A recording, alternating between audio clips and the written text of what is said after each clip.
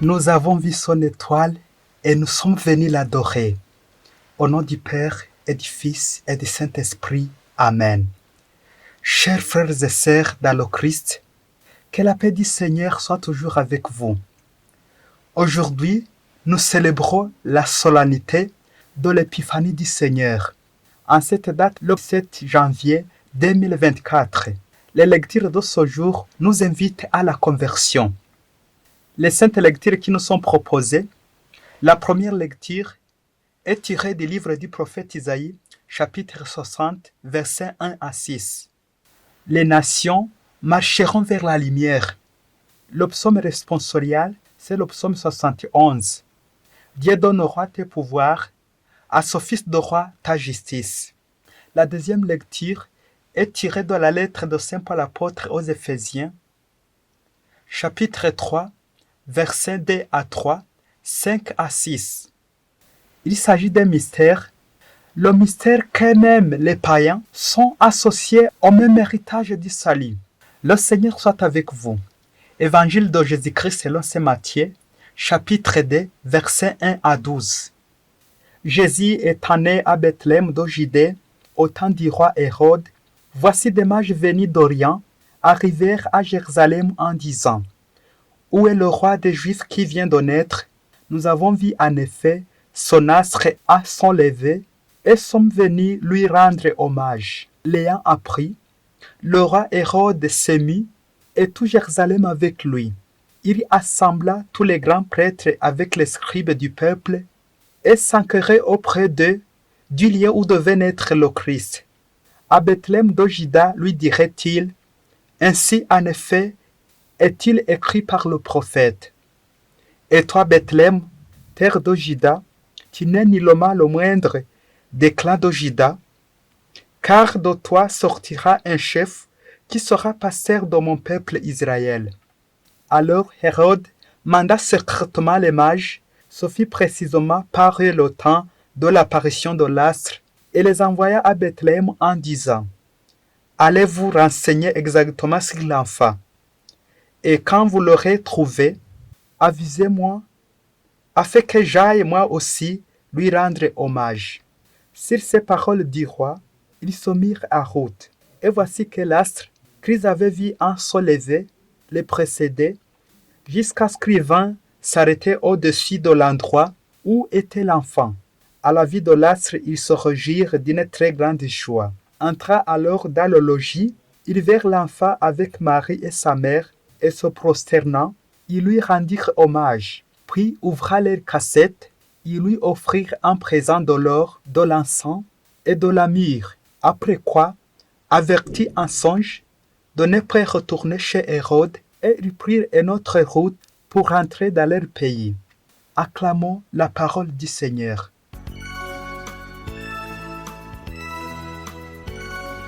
Nous avons vu son étoile et nous sommes venus l'adorer. Bien chères créatures de Dieu, que la paix du Christ soit toujours avec vous. Notre thème de méditation à cette épiphanie du Seigneur consiste en la conversion. Je dois prendre une autre route. Après avoir vu le Seigneur et ce qu'il va me dire, je dois abandonner le chemin du mal pour suivre le chemin du Seigneur qui est le chemin du bien. Aujourd'hui, je dois prendre une autre route. Nous allons nous attarder sur 3 moments de mage. D'abord, un chemin vers Jérusalem.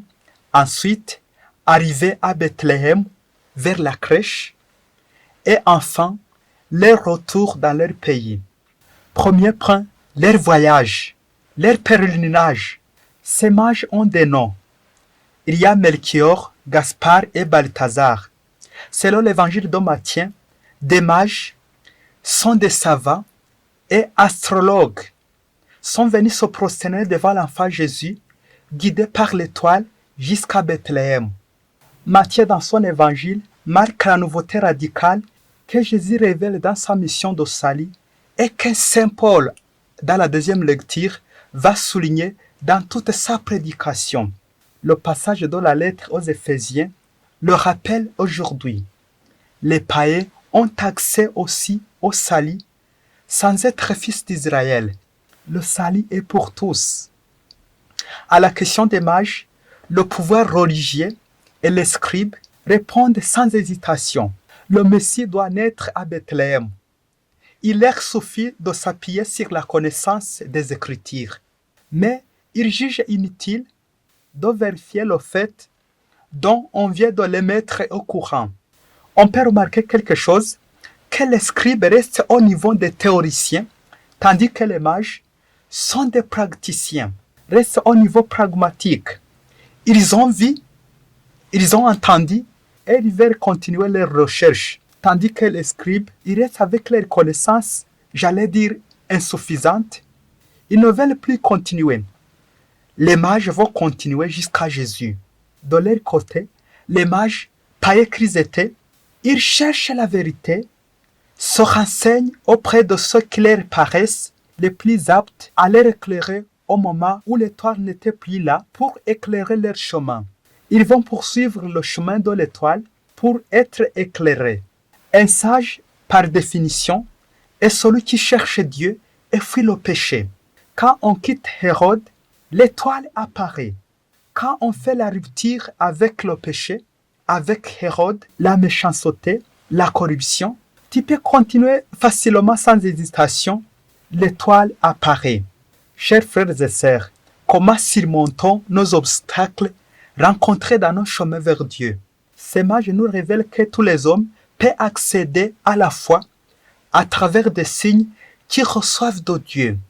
L'étoile. Comme ces mages, nous devons nous aussi nous mettre en route quand Dieu nous fait signe, sachant que c'est Dieu qui nous guide. Le récit de Matthieu sur la visite des mages expose quelques lois spirituelles que nous devons suivre. Nous pourrions les résumer en 3. Premièrement, ceux qui cherchent Dieu le trouvent. Deuxièmement, ceux qui le trouvent l'adorent. Troisièmement, ceux qui l'adorent le partagent. Deuxième point de notre méditation va concerner les offrandes des mages. En ce qui concerne les offrandes des mages, la tradition théologique leur a donné une signification alors largement admise. La première offrande, l'or, manifeste la royauté du Christ. L'encens manifeste sa divinité. Et la myrrhe évoque sa passion à venir et donc sa condition d'homme. Jésus le roi, Jésus Dieu et Jésus le sauveur. Troisième point de notre méditation, c'est l'étoile. Stella matutina, l'étoile du matin. L'étoile comme signe de manifestation de Dieu. Signe de Dieu, ce qui marque la présence de Dieu, la révélation de Dieu en plusieurs moments de notre vie. Dans le même temps, nous nous demandons pourquoi le chemin ne rejoint pas le nôtre. Les mages ont pris un autre chemin après la rencontre de l'enfant, roi des Juifs et Messie. Pourquoi alors? C'est parce qu'ils ont rencontré le vrai étoile, c'est Jésus-Christ, qui nous guide vers Dieu, vers le Père, vers le ciel, vers le chemin du ciel. Jésus le chemin, la vérité et la vie. Saint Matthieu le souligne pour nous dire que le retour vers les scribes n'était pas une bonne orientation. Ils étaient égarés. Chers frères et sœurs, soyons vigilants. L'Esprit de Dieu peut nous guider autrement, comme il a guidé ces mages autrement. Lui seul peut nous guider. Pourquoi et comment nous allons réaliser notre mission.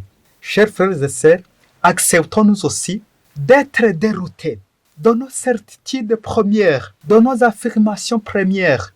Cela suppose la conversion, le métanoïa, changement radical, changer d'avis, changer d'idée pour prendre une bonne orientation. Aujourd'hui, je dois prendre une autre route, chemin de méchanceté, chemin du mal, chemin de jalousie. Aujourd'hui, je vais l'abandonner. Un jour, quelque part en Afrique, près des mages, en Afrique, dans une maison des fidèles chrétiens, convaincus et convaincants, leur foyer était responsable, représentant des paroissiens de cette paroisse. Un jour, le mari de ce foyer se sentait mal à l'aise. Il mange et pas l'appétit.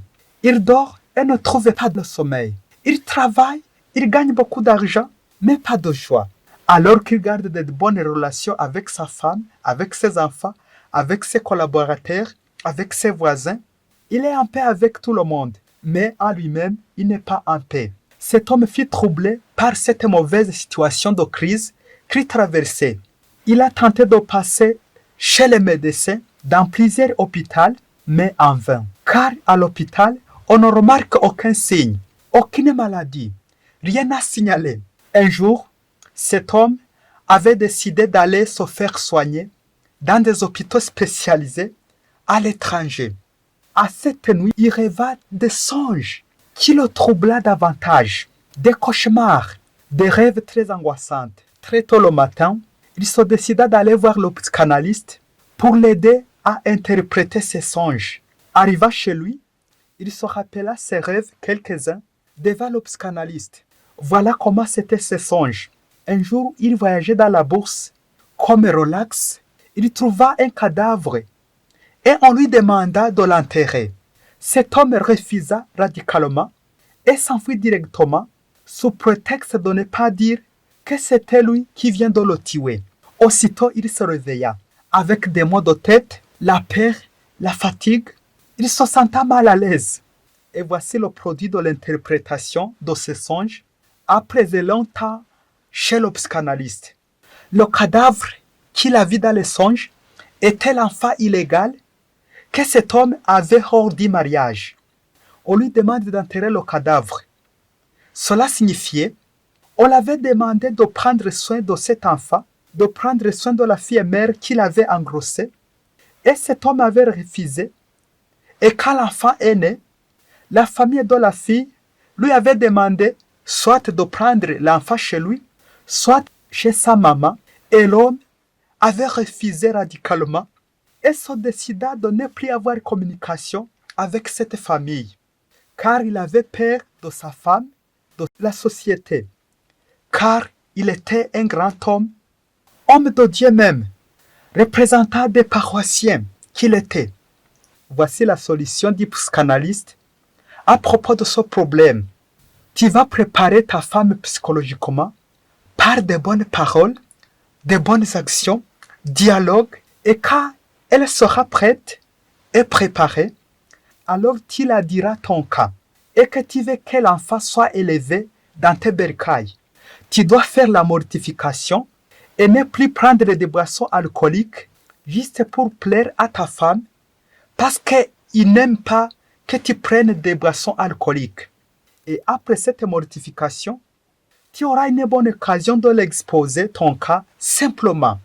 Aussitôt l'homme part dans la joie, étant content, et met en pratique tous les conseils du psychologue. Et après quelques jours, sa femme même s'étonnait de lui, du changement de son mari. En ce qui concerne surtout des boissons alcooliques, elle se fit une bonne nouvelle dans sa maison et également une bonne occasion d'écouter attentivement et favorablement le problème de son mari. Maintenant, sans dire beaucoup de choses, l'enfant est chez son père et la femme l'a bien accueilli et l'homme a retrouvé la paix et se décida de ne plus prendre des boissons alcooliques car c'était la cause primordiale de tous ces maux, de toutes ces mauvaises conduites, de voir des cadavres dans les songes. Maintenant, toute la famille est en paix. Chers frères et sœurs dans le Christ, Dieu nous envoie des signes même quand nous dormons, même quand nous sommes éveillés. Dieu nous fait signe dans les songes des actes manqués, des actes non accomplis, des négligences que nous avons faites, des endurcissements de notre cœur, des enfants malmenés qui sont dans la bourse. Dieu peut nous montrer tout dans les songes et il nous demande de ne plus retourner chez Hérode, le méchant par excellence, des mauvais comportements, abandonner des désirs de la chair. Il faut changer le chemin. Si telle jouissance t'entraîne à pécher, il faut laisser prendre décision d'abandonner tout chemin d'Hérode comme un mage, comme un sage qui cherche Dieu et fuit le péché. Il faut un changement radical pour ceux qui rencontrent Jésus. Les mages ont rencontré le Fils de Dieu et ils regagnent leur pays par un autre chemin. Non seulement la rencontre avec le Fils de Dieu a donné sens et consistance à leur démarche, mais encore et les a transformés, puisqu'ils repartent autrement, qui ne sont pas venus. Cette transformation, changement radical, est le gage d'une rencontre authentique de Dieu. Chers frères et sœurs, en cette fête de l'épiphanie du Seigneur, demandons-nous aussi, nous qui avons la chance de connaître le Christ par la foi, les chrétiens, demandons-nous si notre vie est réellement transformée après avoir rencontré Jésus. Dans l'Eucharistie, dans la Sainte Communion, parfois nous arrive de rencontrer des cadavres. Nous pouvons nous orienter chez les psychanalystes. Et le psychanalyste par excellence consiste à l'adoration. Adoration au Saint-Sacrement. Visite au Saint-Sacrement. Pour voir comment Jésus se révèle. Combien de minutes tu prends pour l'adoration. Quand tu vas clôturer ta journée, ta semaine, combien de temps tu sacrifies pour adorer le Seigneur, envie de changer tes idées, tes plans. Et c'est Dieu qui te donne réellement sens et direction à ta vie. Si ce n'est pas le cas, je dois prendre un autre chemin. Soyez les bénis du Père. Que Dieu Tout-Puissant vous bénisse, le Père et le Fils et le Saint-Esprit. Amen. Abbé Masumbuko Ladislas, du diocèse de Cyangugu.